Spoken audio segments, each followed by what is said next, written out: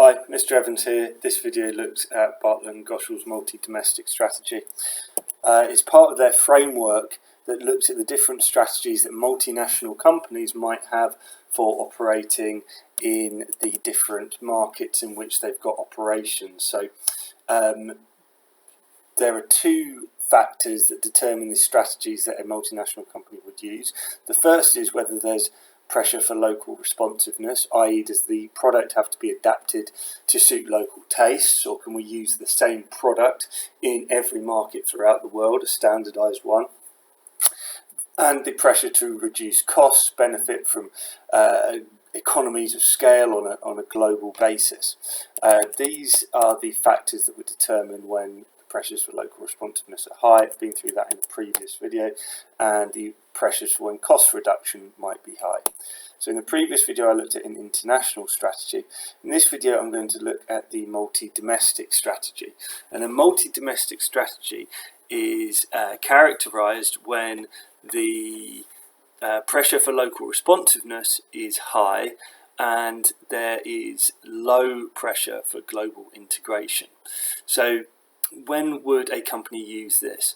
Well, when a business is operating in very different markets with high demand for products to be adapted, but little pressure on prices to exploit global economies of scale, maybe because that's not possible due to the nature of the product that's sold. Marketing, product development and R&D decisions would be decentralized. In other words, these the businesses that are operating in the local market know the requirements of that market much better than a centralized headquarters. So decision-making power about how to market the product, product design often, would be given to those separate independent businesses, basically, which is how they basically operate. Lots of businesses operating independently with a central office just basically taking care of admin.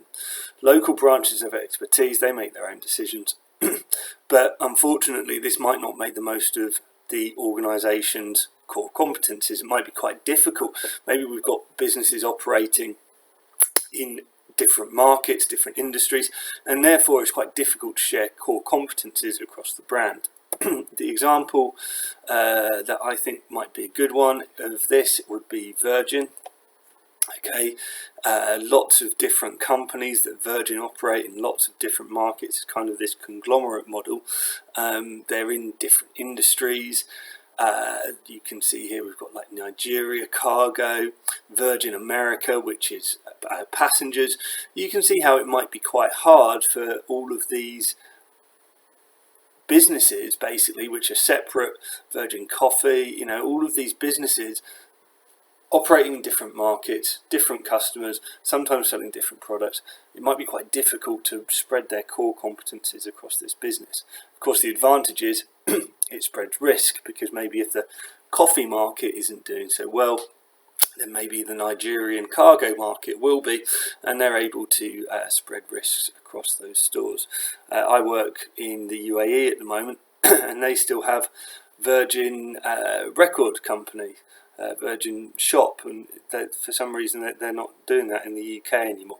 So it's interesting to see all of these different strategies going on, all under the Virgin brand, and I think that gives quite a good example of the multi-domestic strategy.